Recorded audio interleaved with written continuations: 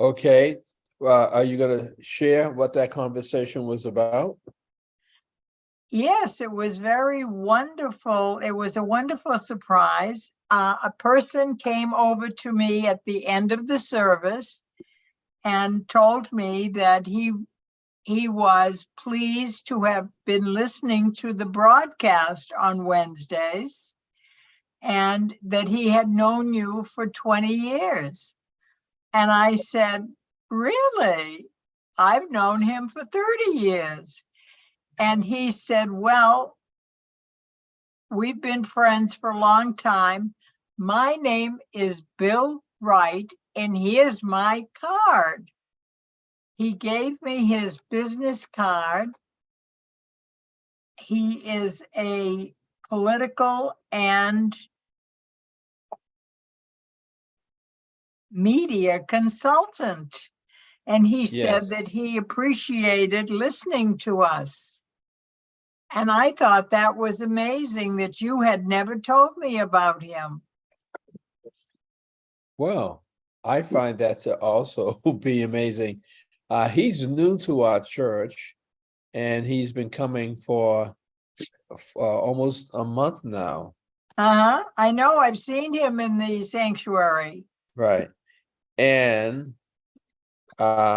he said that he's going to consider joining our church and being a regular member. Isn't that amazing, huh? It is amazing, particularly since he told me that he had known you for a long time, and he had been talking with you after service for the past couple of Sundays. Yes, he has. Yes, And he has. I have seen that, and he was wondering why I had nothing to say during sanctuary time. And I said, I don't have anything to say during the sanctuary because when I speak on Wednesday during the broadcast. Right, right. And I also want you to know that Eric Kennedy has joined us, but we can't see him as of yet. I know, I see his name is on print right there, so I know Right. that he's with us. Hello, Eric. Hello, family. Hello, Eric. I think Eric doesn't want to go on camera because he's not dressed like you and I are, Louise. You know, you have on your professional broadcast attire. I have on my professional broadcast attire, and I've added a beard. And you know, he's probably at home in his pajamas, so I understand why he doesn't want to be seen, and that's okay. We'll live with that, Louise. Correct? Well, he might surprise us and show us anyway, but we'll wait. I But think we'll keep going. so. So you said you wanted to talk about my history. Yes. Okay, why is that all of a sudden becoming, this is, someone gave me an award 3 or 4 weeks ago, and it was an award for living legends. And so I can't adjust myself to being that old that people are now calling me a living legend. So what is that all about? Well, I just think that you have deserved to be called a living legend. And I thought that since I have heard you preach and teach God's word on different occasions, that it would be important for you to talk about what brought you to become the pastor of our church so many years ago. Because there are some people who do not come to our church, but do listen to this broadcast and would want to know something about you. Okay, well, before we go to that, I want those who are listening to us and those who are watching us, if you would like to join into the discussion, they should send me a text with their email address, and or their cell phone number, and I will send them the link so that they can come on and be a part of a talking team this morning. Yes, Um, it would be very interesting if Bill Wright would join us. Right, right. And so all of those folk would need the link in order for them to come on. That's why they have to send it to us privately, because if I send the link out to Facebook, you'll never know who might try to get on. And we had some people get on and do some inappropriate things at a prayer meeting a number of years ago. So we want to be careful with that. Okay, so your question was around my being a pastor. Is that what you're asking? Well, it was about the fact that you originally were raised in Roxbury and that you had hung out with some kids on the street, and then you moved into a situation with Reverend Haynes, Right. and he put you in charge of the choir at his church, Yeah. which I did not know you at that time, but I had gone to his church to hear him preach because I had been told that he was a great preacher. Yes. And my neighbor had taken me to that church several times. And as I mentioned last week, and I think Eric heard me talk about this before, when I arrived at that church, several people said to me, "I think you're in the wrong church. You're a white lady." And I said, "That doesn't matter what color I am. I'm here to listen to the preacher teach something about God's word." Yes. And so they were shocked. They thought I was in the wrong place, and they were willing to let me move out, but I stayed in, and I went up to the balcony with my friend, and we sat up there and listened to the preaching and teaching. It wasn't it. So you came to the church at a time when the attendance was very high. If you had to go up to Yes, the balcony, yes, and it amazed me that at 10:30 they started putting chairs down the center aisle. yes, So they added chairs in the center aisle. Then people were asked to go up to the balcony. And then when the balcony was full, people actually went downstairs. There's a big conference room downstairs, and yes. they had a widescreen TV. So people were able to watch it on a widescreen TV. So Mhm. the growth of 12th just continued to go from a small congregation to a larger congregation. And as the pastor got older and he was in the season of preparing to step down, then the attendance started going down again and again and again. And then he retired.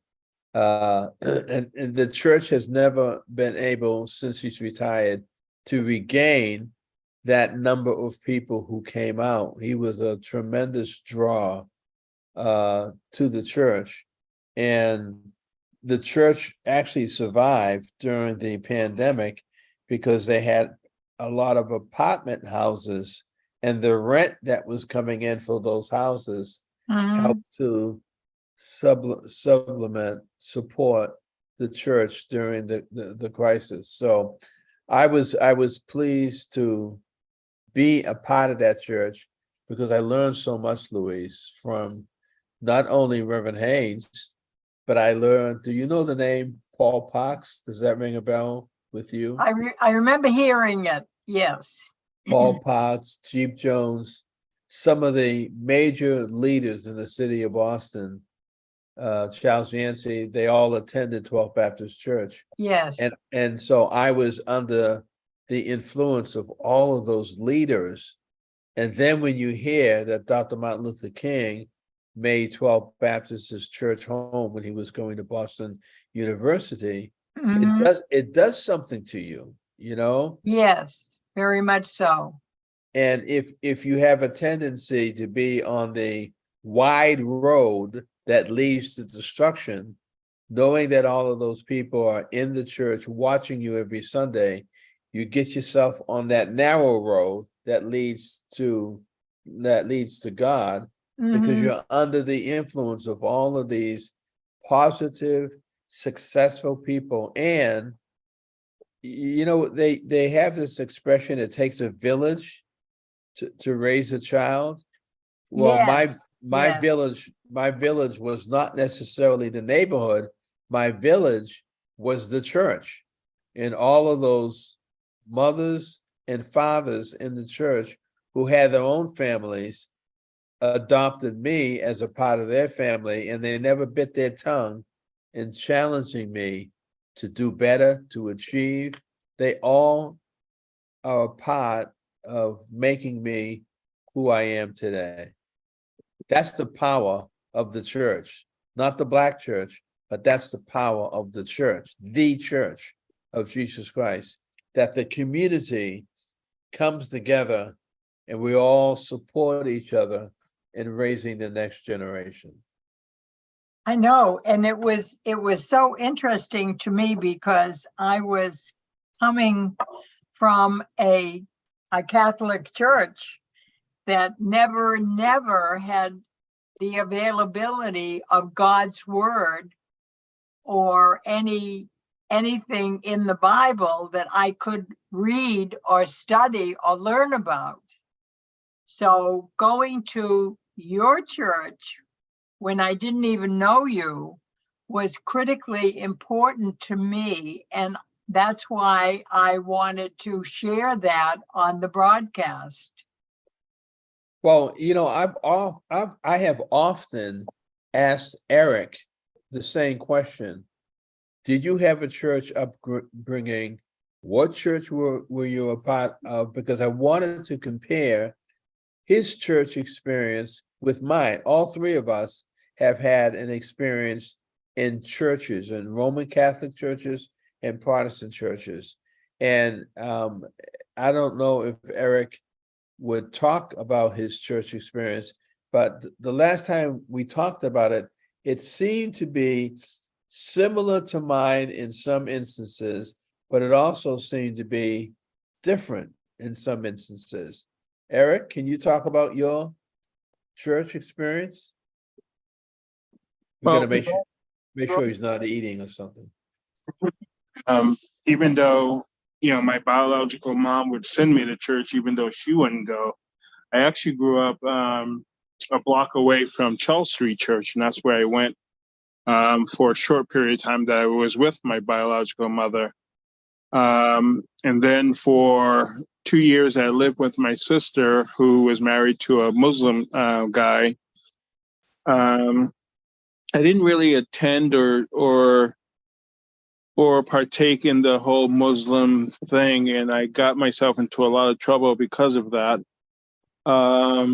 And when I went into a foster home, that's when my foster mother, who was deeply into the church, was a member of New Hope Baptist when it was actually she was a member since on Shaman Ave and then moved to the South End.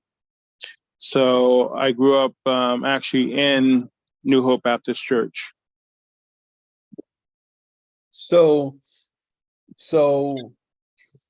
I've heard so many stories, Louise and Eric, about young people who grew up in foster homes, and if the foster parents or parents were church-going folk, that came along with the territory. Yep. That the foster children accompanied the foster parents to their neighboring church. Now, some of those foster parents were good people, and others were not that good. Right. But still, thank God that the young people received an exposure of being in the church experience. And again, I'm not saying black church, I'm saying the church Mhm. experience. I don't want to isolate it just to a black church. All three of us have had church experiences, and they're different. They seem to be different. Mhm. So, Eric, could you say that your church experience is the reason why you turned out the way that you are? Or do you think it had any impact at all on helping you to grow to where you are today? My church experiences in a whole, from New Hope to the neighborhood church that I went to Bible class to, where I lived at in Roxbury Yeah. on Woodville Street. Beth and Jeff Kidd, they had a neighborhood house church up the street from me that I went to for Bible class and Bible study and summer Bible.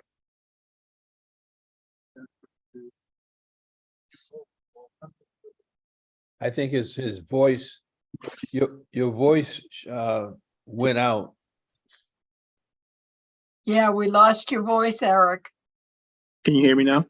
Yes, I Yes, can. we hear you now. Okay, so I was saying that it was a combination of the different church experiences that made me who I am today, and how I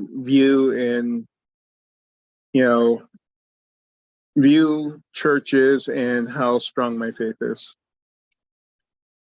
And Louise, how do you respond to that with regards to the Roman Catholic Church?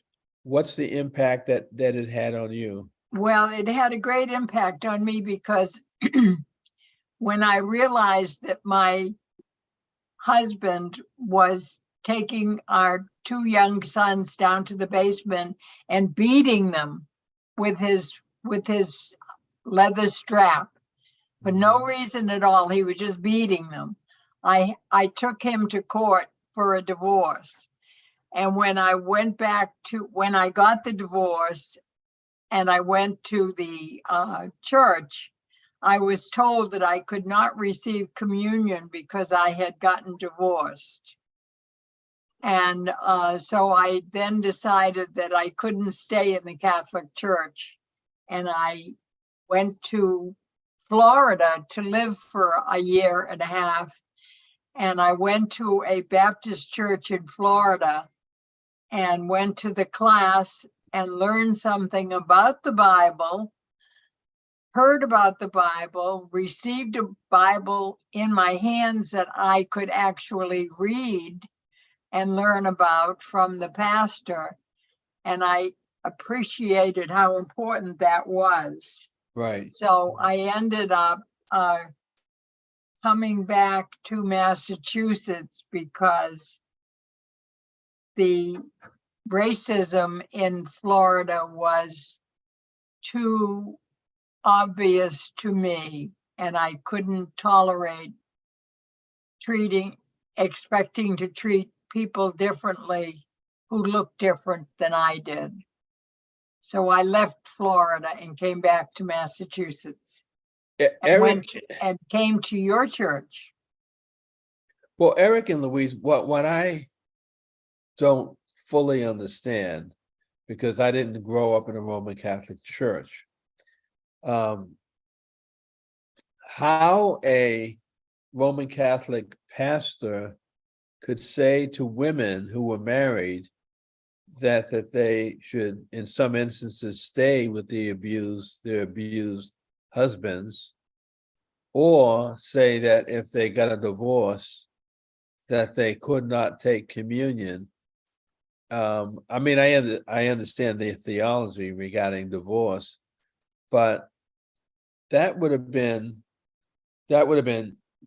too much for me to not have the Roman Catholic churches protecting children, protecting women who were being abused, and denying an aspect of the church that they needed in order for them to feel that they're fulfilling that ordinance. I just don't understand why the theology in the Roman Catholic Church did that to people. Yeah, it's what happened with the particular church that I went to in Alston. So it might have been the priests who were there in that church that had something to say that were different. I don't know. But I refuse to listen to them tell me that I could not attend the church, that I could not receive communion, I could not attend the classes that they started to develop for Catholicism. And I said, why am I coming here? Yeah, This is an empty place for me. yeah. So I had to leave, and I ended up coming back and moving into Dorchester.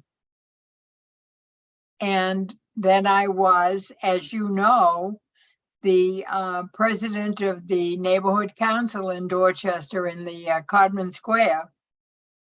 And you attended the meetings, and that's how we got to know each other. Right. And Eric, we all know your story, that you, if it wasn't for is it true that if it wasn't for the radio station, you probably would not have been, you probably would not have come to Global Ministries? Is that true? Definitely true, but in fact, this is actually crazy because there was a deacon that came in from 12th Baptist,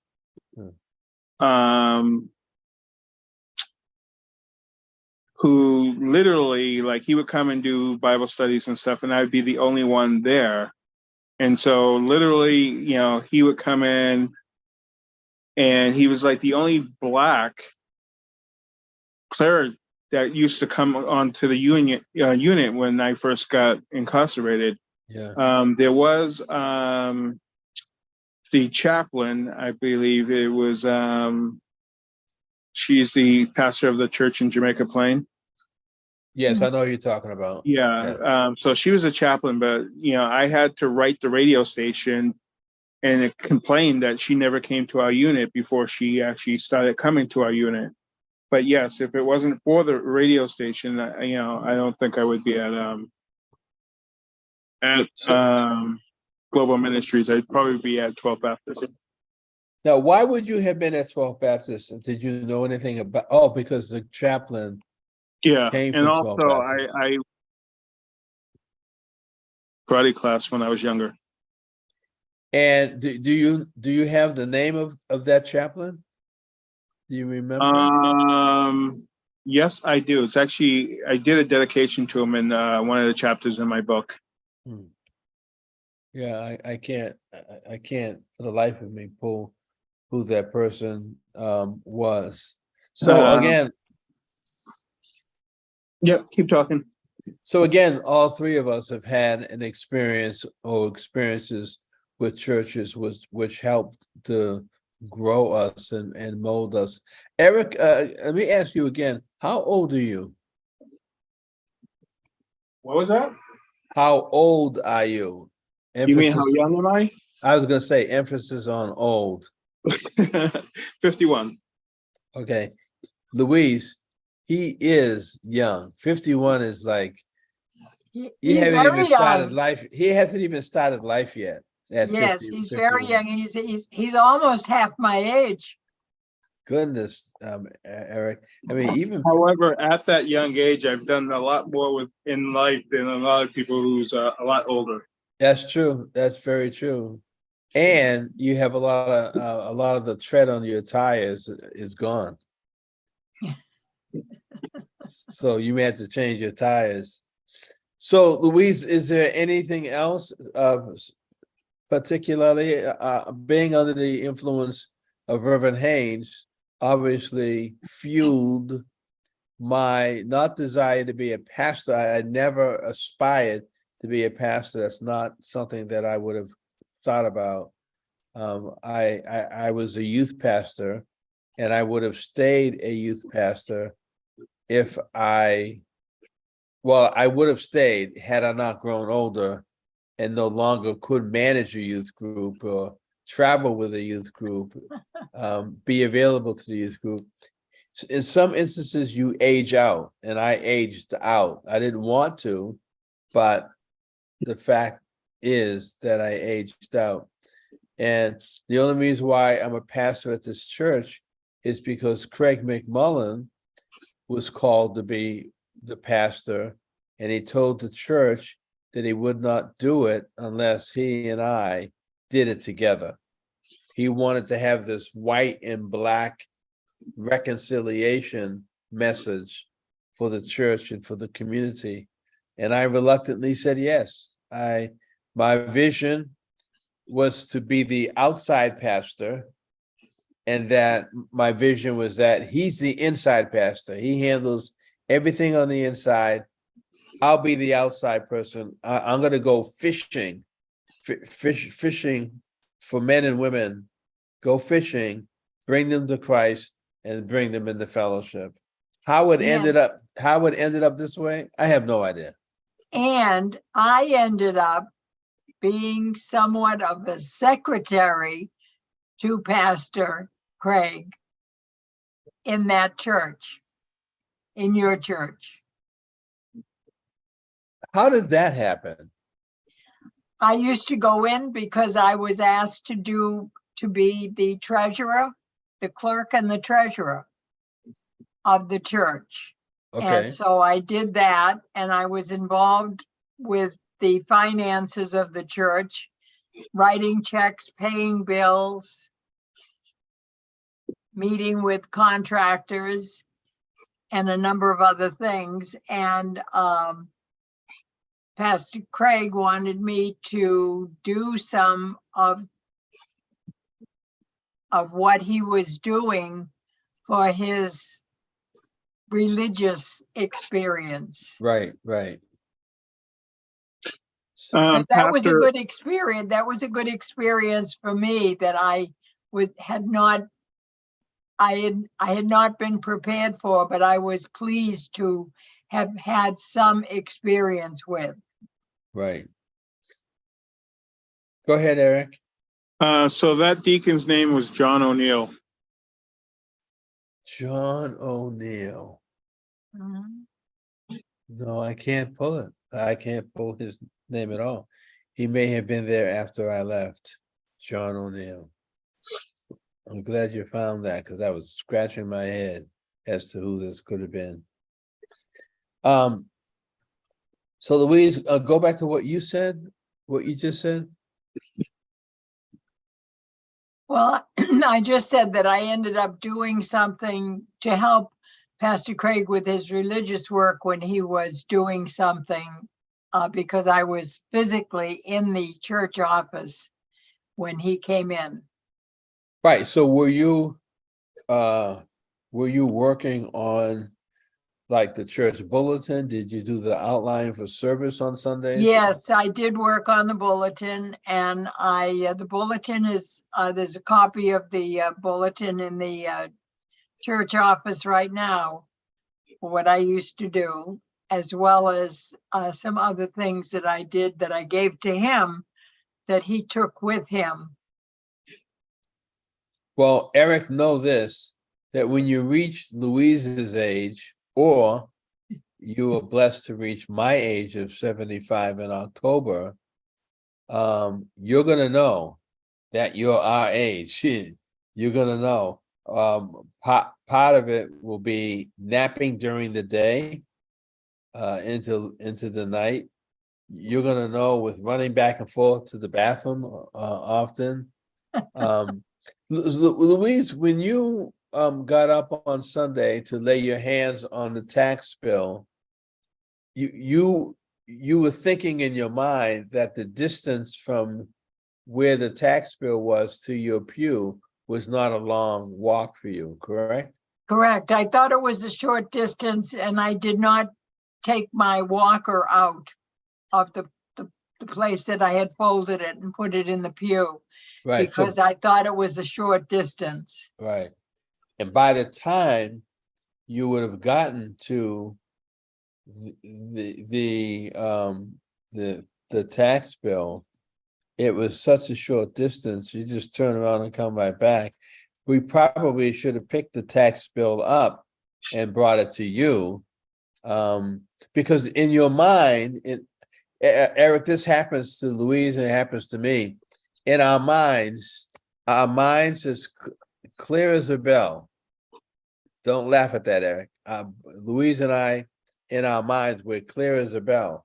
But sometimes the energy level and the body doesn't conform or sync up with what our minds are thinking, because I have to say to myself, I want to do that, Mhm. but I don't have the energy to do it, or I don't have the time. I have to Mhm. always balance off what I'm feeling because I was thinking in terms of giving up my automobile, giving up my car. And I asked myself the question, if I have to take a bus to come to church every morning, am I going to be able to last that long on a bus when I have to go to the bathroom a lot these days? So there are a lot of things, Louise and Eric, to take into consideration Yeah, when you are a senior and you leave your house to go do errands, whether it's in a car or MBTA, the ride. There are a lot of things you now have to calculate that you never had to calculate before. correct, Mhm. correct. Louise, does that make sense? It does, and it's interesting to note that most of the people who watch me use my walker see how graceful I am able to take those steps with the walker. Yeah. But when I don't have the walker, I am walking in a different style that could be potentially one that I would fall down if I didn't have something to hold on to. Yeah. Yeah. So Yeah. that's something I'm very aware of. Eric, this is funny because Louise's walker and saying to herself, oh, I can do this because it's only a short distance. She should never walk without her walker. She should always have a walker. It's Right. like me saying, oh, I need to go to the bathroom before I leave this person's house, but I think I can make it home. You know, I should Right. always go to the bathroom Yeah, before even if I don't feel that I should go to the bathroom. So again, when you reach a certain age, you do have to think through what you're going to do. You have to think through where you're going, how long you can sustain it. There are a lot of new calculations, correct, Louise? yeah, absolutely. And you need to know what it is that you need to assign yourself to do on a regular basis. Mhm. What does that mean? What does that mean? It means that when I think that taking a short walk is going to work for me, it doesn't work. And I really should not have, I should not have attempted to do that if you were not standing there and able to put your hand out and hold me so that I wouldn't fall. Right. But again, these Eric probably has this a little bit. For example, Eric might be feeling good during the day and think that he can do this, that, this, and that. Mhm. And then he goes and he does it, and halfway through, he recognizes he either doesn't have the stamina, or that he's tired, or that he's overdone it, because he is like us in some instances, like most of us. When you're a senior, you calculate, you execute based on your calculations. When you're younger, sometimes you don't calculate, you just find yourself in a situation and you say to yourself, oh, I won't let that happen the next time. And you just keep repeating the same mistake. But when you're Louise's age and my age, mistakes calculating that you don't need a walker could be dangerous because you could fall. Yes, Right. and if I fall, I may have to be transported to the hospital. Sure. So it's a new way of thinking. And people Eric's age, people who are Eric's young age, they don't think about this unless they're around older people. And that's one of the things that I love about the church is that in my former church, there were a lot of old people. We don't have as many old people at our church that I had at 12, but I studied the older folk and I wanted to figure out how they did things, how they survived this and how they survived that. So when it started to happen to me, I didn't panic. Young people who do not have older folk, seniors in their lives, they don't have grandparents, the grandparents are deceased, they didn't grow up with their elderly family, they don't know what's coming around the corner. And when it happens to them, they panic because it's happening to them the first time and they have no experience with it, caring for somebody else. When you care for a senior, you begin to say to yourself, oh, something like this can happen to me. So I thank God for the church and for it preparing me for my latter years. Does that make sense to young Eric? Yep. Well, I have something else to add to your life, Pastor Bruce, and that is that you've been talking about your physical condition and your plan for what you can do and what you can't do physically. But I know that when you go to the altar and you have a preaching to offer us, and you're going to teach us something, that you do a very fine job, and I want to thank you.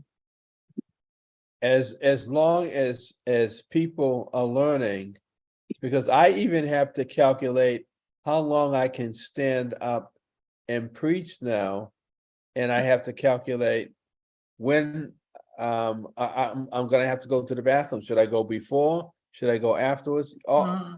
Calculations are always, Louise, going to be a part of our journey.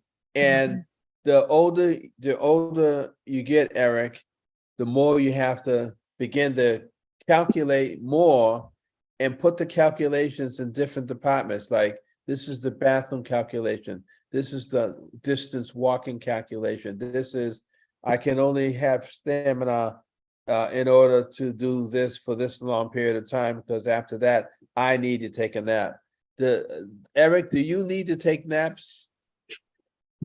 Well, not lately, because just been home doing not much. However, I have been cleared to start working again lightly, and lo and behold, my first day back to work will be working the NAACP convention. Oh, good. So Good. what is your role going to be with that specifically? Just part of the event management team, helping because there's a bunch of different sites that's going to be taking place. Yeah. The main one's going to be at the convention center, but they have things going on other places. So my role there is going to be helping coordinate getting the attendees from one location to another, working with the police department, getting the buses or whatever, and getting the police department to do the escorts so the buses don't get lost and they can get there on time and stuff like that. Are they going to be chartered buses or chartered private buses or chartered MBTA buses? No, chartered private buses. And so somebody gives you a list and says, these are the ones we're contracted with? Can you No. call these? Is that how that's done? Nope. They say we need this many buses, and I call a different bunch of different companies and see who can work within the budget that I'm giving. Very good, very good. Have you been to the basketball exhibit that's at Emerson College? I have not. Okay, so that, did you hear what he said, Louise? He's gonna be working with Eric, if I understood you correctly, that's another thing you gotta calculate. Did I wear my hearing aids? So I gotta make sure I hear. Well, you do have your earmuffs on, so. Yeah, so maybe this is supposed to help me. Before this broadcast is over, I'm gonna go over my calculations. How many calculations do I have to make every single day? Do you have this? Do you have that? Do you have that? Do you have that? So you said you're gonna be working with a team.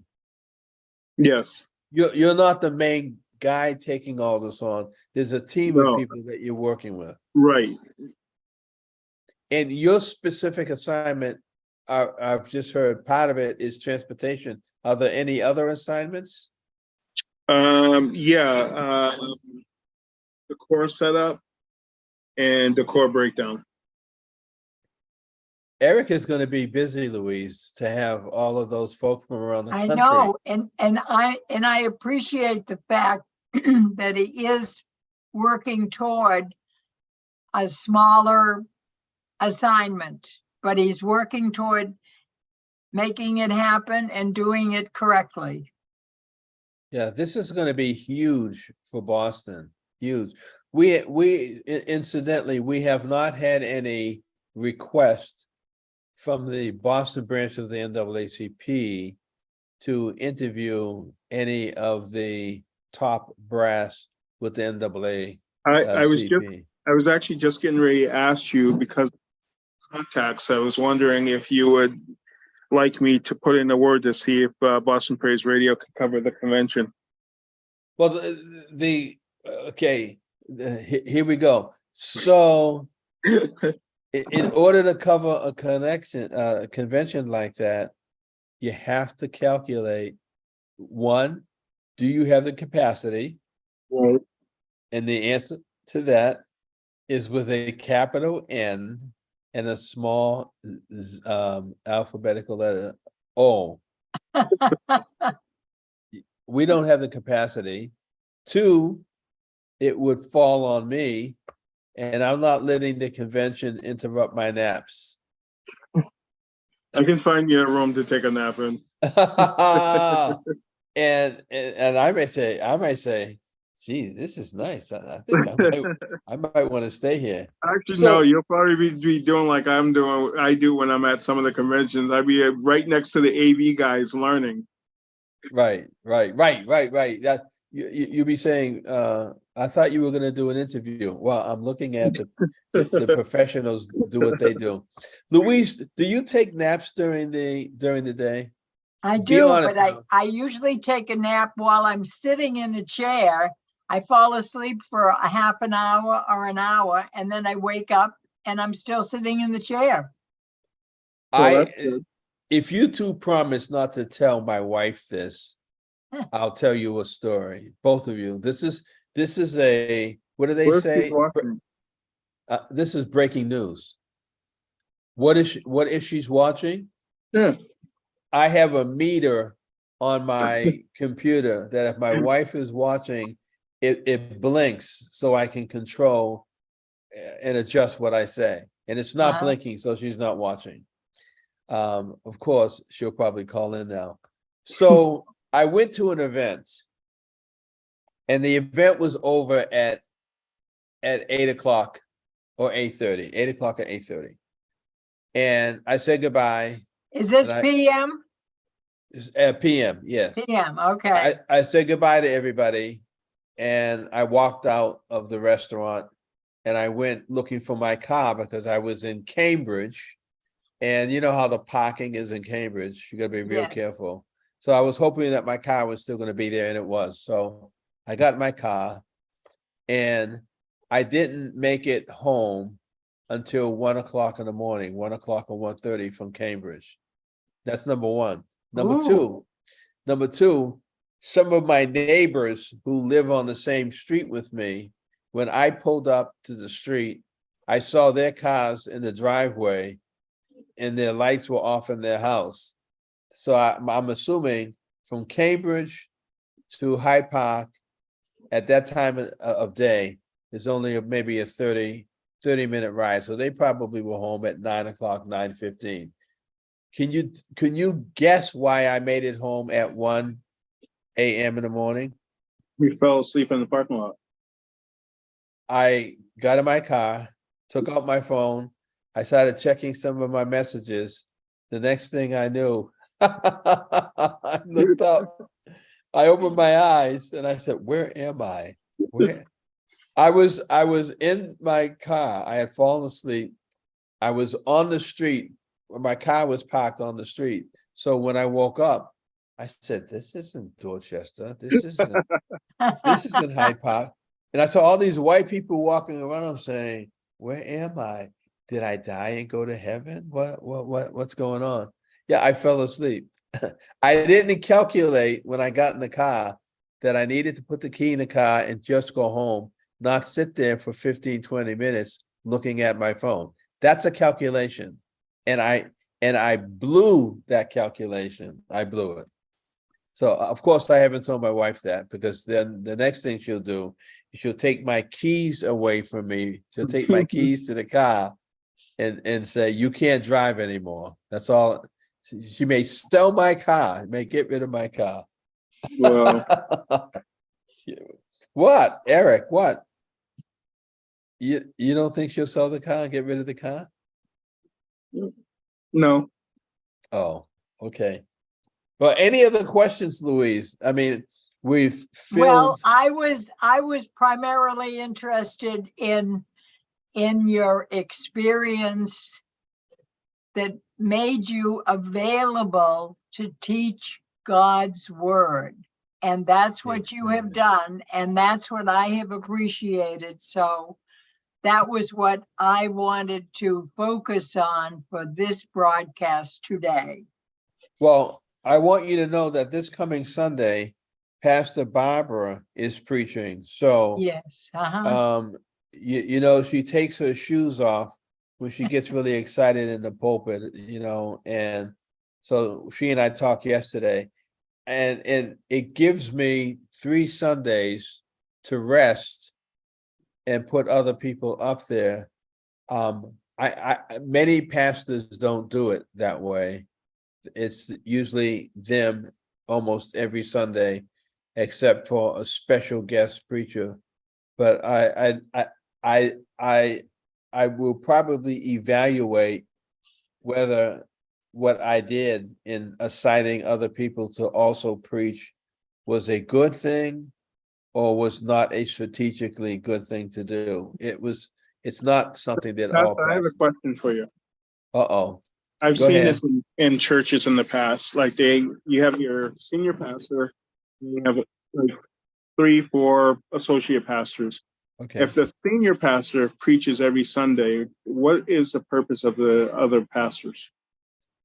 In many churches, the other pastors, they pray, they might lead the singing, they might make the announcements.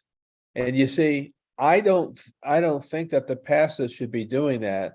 I think that the members of the church should be doing that, because you're training people when they go up and they do that, or you have a young person go up. So I there are some pastors, Eric, that do the sermon, they play the organ, they read the notices, they do the invitation, they do just about everything on Sunday morning. Yeah. And it's their personality. So when you come into the church, what you're feeling is their personality. That could be a good thing. That could be a controlling thing. Sometimes it works and sometimes it doesn't. I've never wanted to do it that way. I've wanted to rotate people because each pastor has a special way of bringing the message, and That's each the one. pastor has a particular gift, and each pastor attracts a certain group of people. Not everybody in the church may be comfortable with me or how I preach, but they might be more comfortable with Karen, or Pastor Barbara, or Pastor Greaves, or Pastor Hobbs.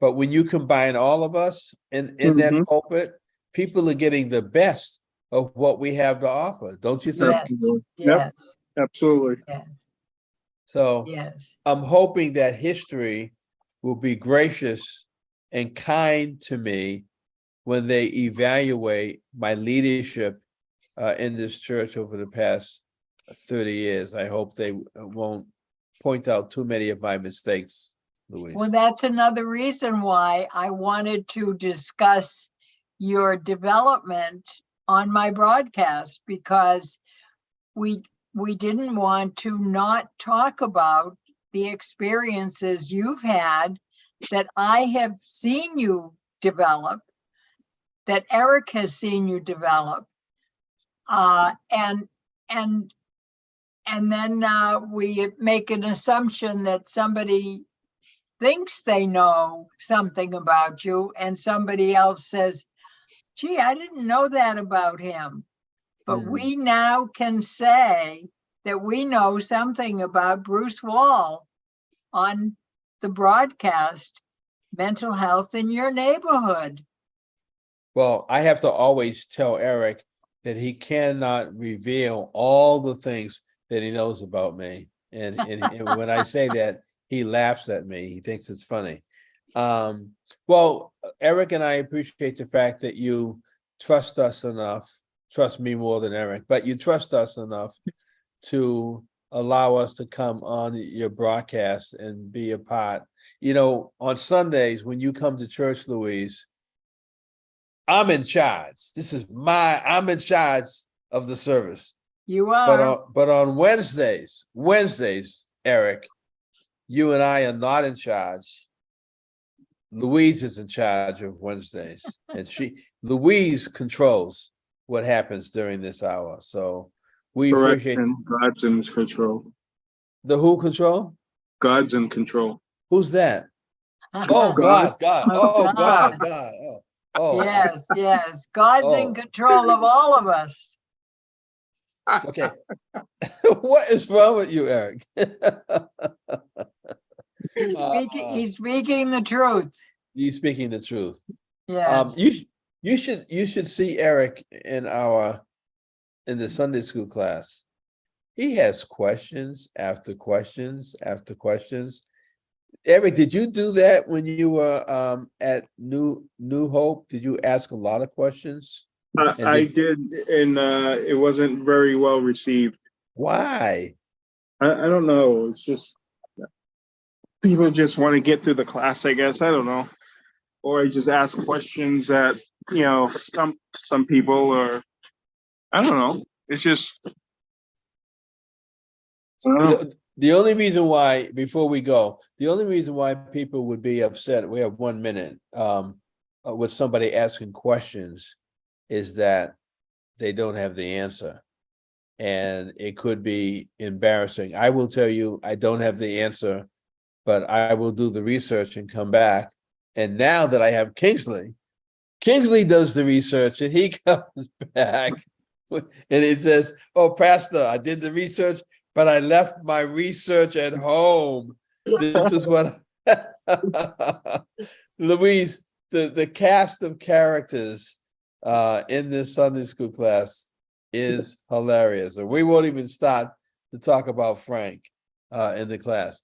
So Louise, you want to pray us out of the broadcast? Well, I just want to thank God for allowing us to share some time with